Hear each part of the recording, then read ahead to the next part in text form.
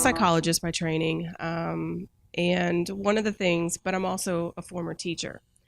And so I love case studies. I love presenting case studies because that's what you guys remember the most. I'm going to also show some local data, which is to try and grab to your compassionate side. But when I was going through grad school here in Jacksonville, I was going for a school psychology degree. And it was a night program. I was also teaching high school at the time. So I was teaching ninth grade physical science. And this was probably the third, maybe the second year I was teaching school. And of course, you have all the football players and the cheerleaders, and you have your stereotypes, the goth kids, the emo kids, the sports kids. And so this one here on the left, this is Derek Hatcher, and he's with his mom, Debbie Kelly. And Derek was an amazing football player and just a charismatic kid. Everyone adored him. He was the team captain, could throw a football. I'm not a football guy or person, but he could throw a football. And he was heavily recruited across the Southeast region, and all kinds of awards. He was a great kid in school. Of course, I probably helped him with a few of his grades, but he just the accolades that he had. So I was writing them down because this is one of the ones that you always want to remember, and you always want to turn back to this kind of case as you guys are going out into your work environments, because that's what we can't lose. We can't lose the compassion about the patients or veterans that you treat. So he graduated Ridgeview High School out in Clay County in 2009. He was born in 1991. And he was voted the Northeast Florida Most Valuable Player one year. He was the Elite 11 quarterback.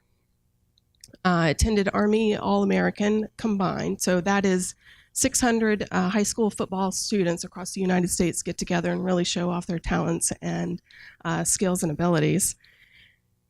He was all county, all First Coast 2008. He was heavily recruited, like I said earlier. He got a full ride to University of Arkansas. He was I think he was a second string quarterback. I mean, he was good.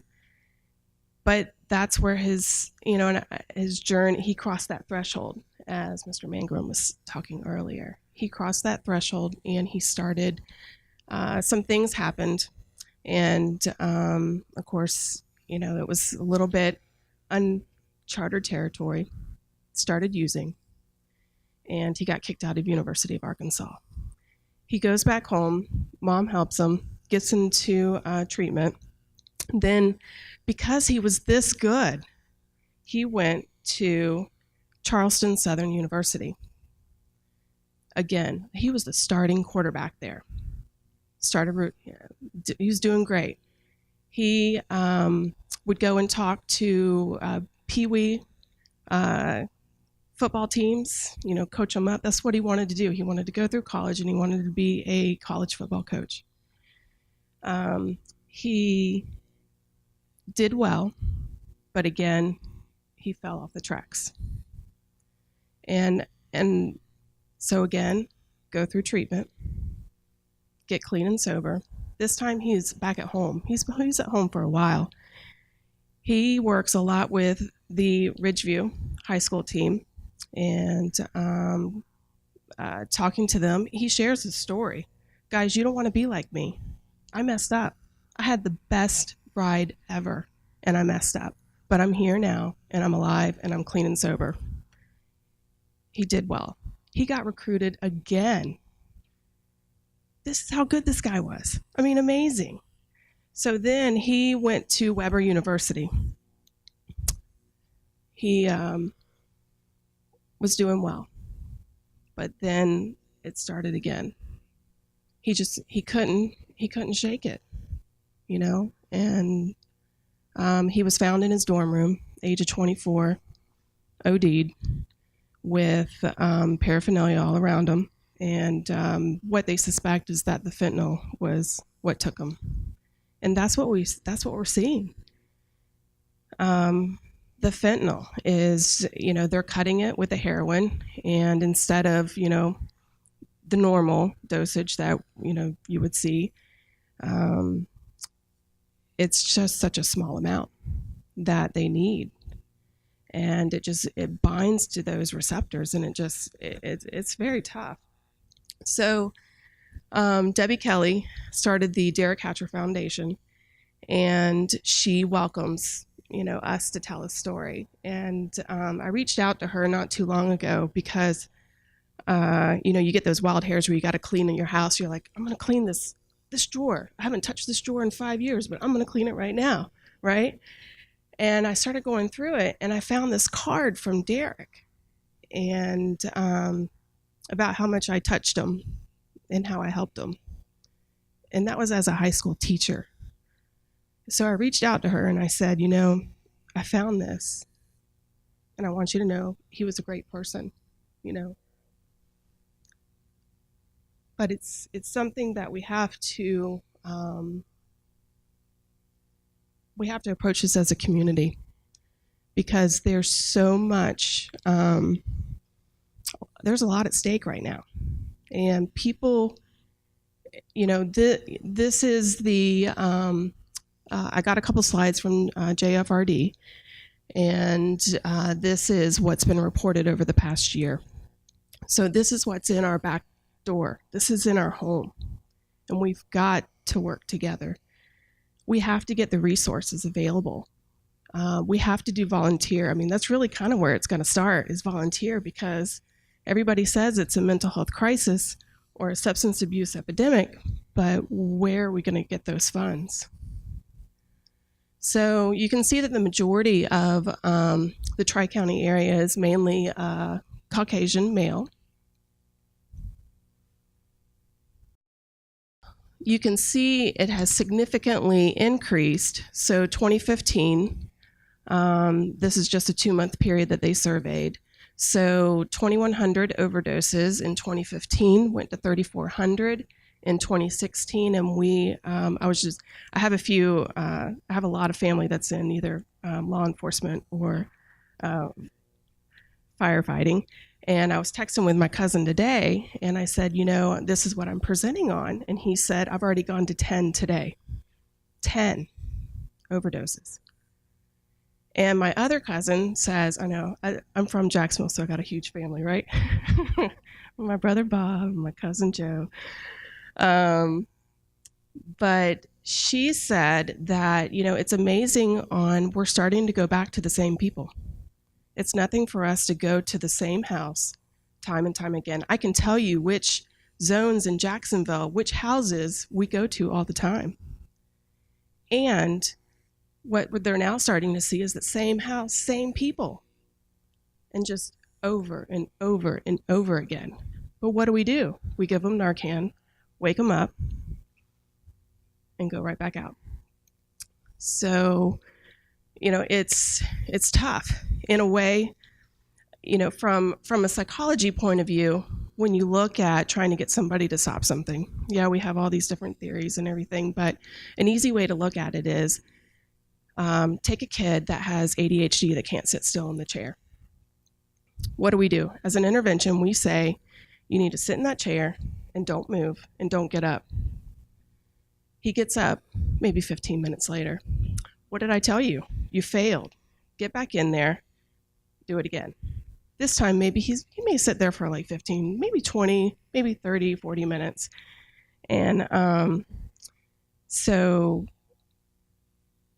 what we see is, though, he's trying. And that's what we forget. We forget that he is sitting there, and he did well. So we start to track it. So if you show somebody the data and say, look, he went for 30 minutes this time. Yeah, but he still failed. We do that. We look for the negative in people, right? We've got to turn that around. And you guys can't lose that. You have to, don't grab onto those stereotypes of people. Because looking at Derek Hatcher, that wasn't the typical what is in our head of an opioid user, right?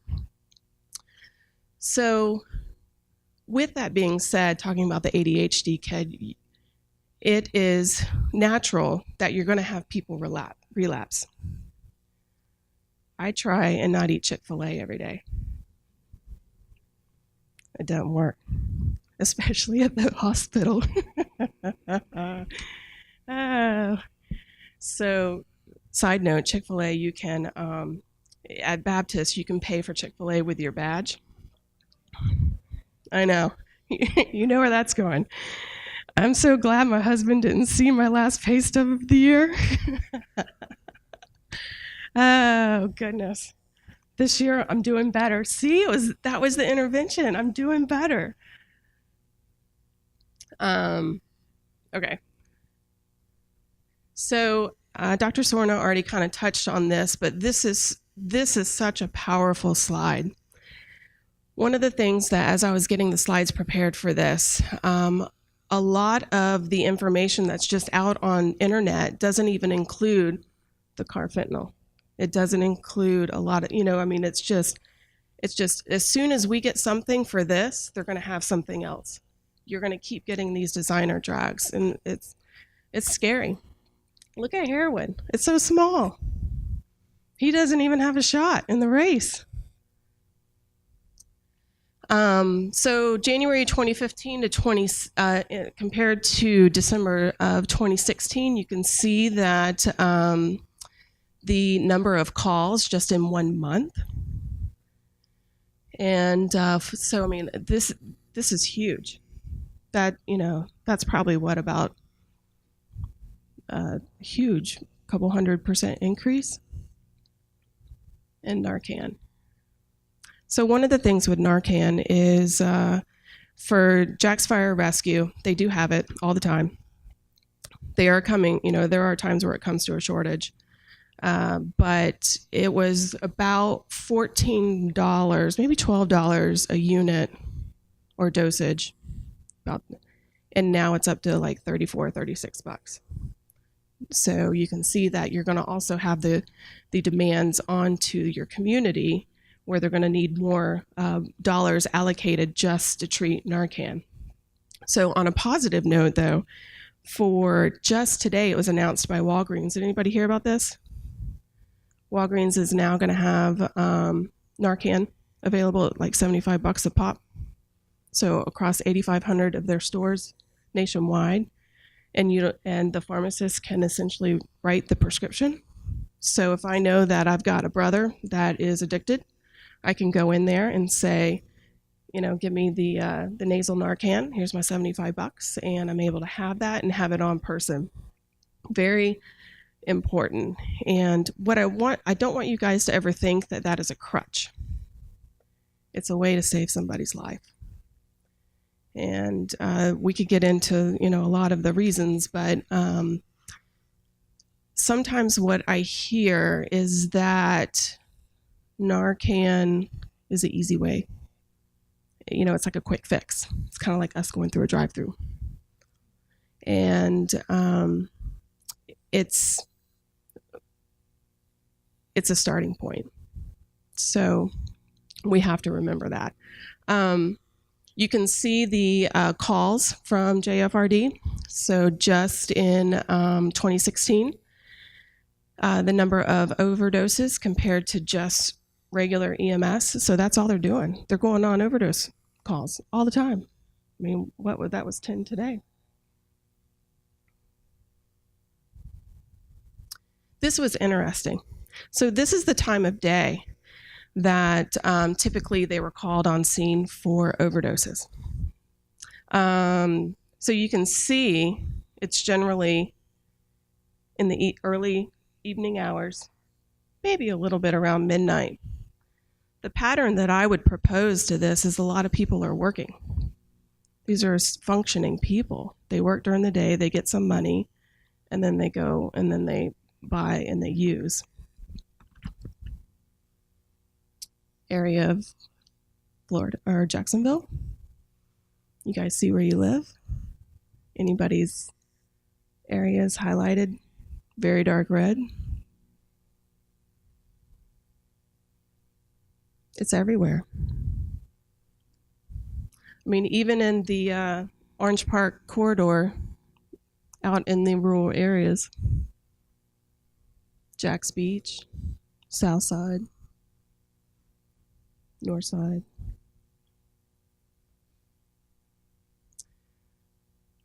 This is where they transport the patients. So on average at Baptist, we get about 1 to 2 patients a day across all of our hospitals and freestanding EDs. So you can see the orange is Memorial, and then the light green, that 620, is UF. You can't really see this, but I thought this was interesting. This goes by zip codes. So just from can you guys see your zip code? Is that too small? Maybe too small. So over to the left. So anybody in the 32250, that's 10% of the population, or 10% of the overdoses.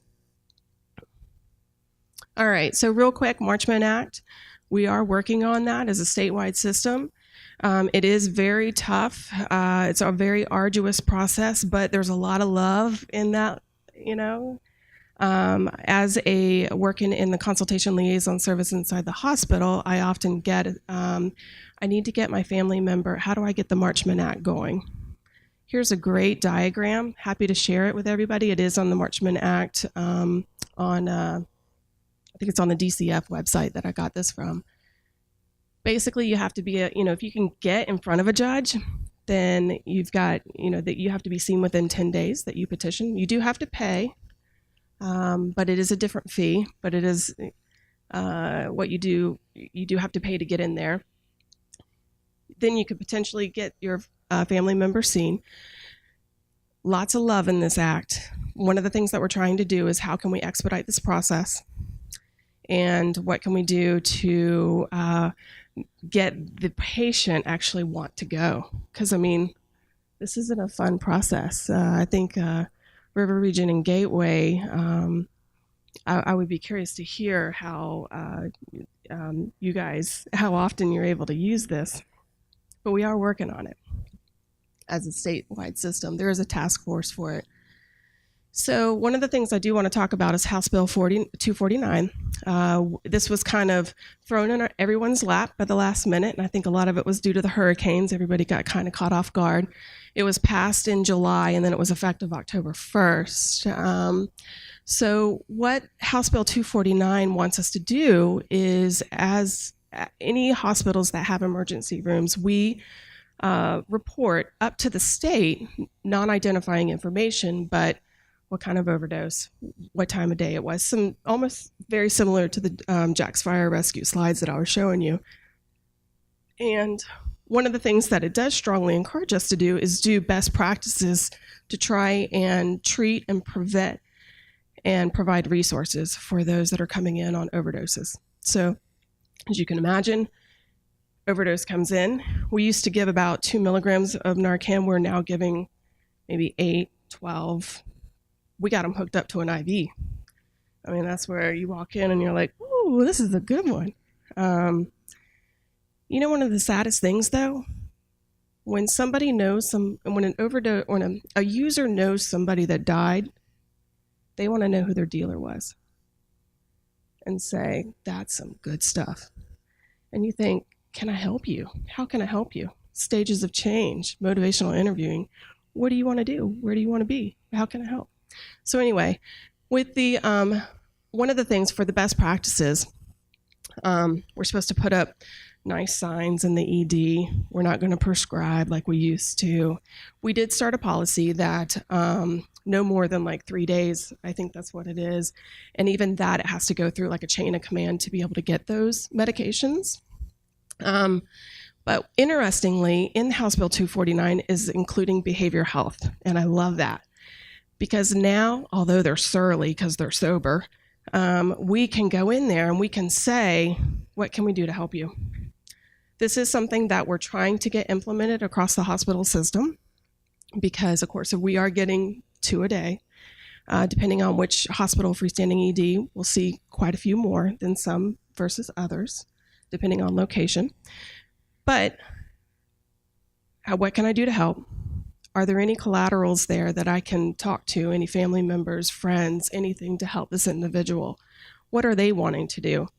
And what can I do to get them into the different treatment centers? So that is something that we are trying to get going, but of course it comes down to resources again. We have to be able to get them. And that was effective October 1st. And I think I'm out of time. Thank you.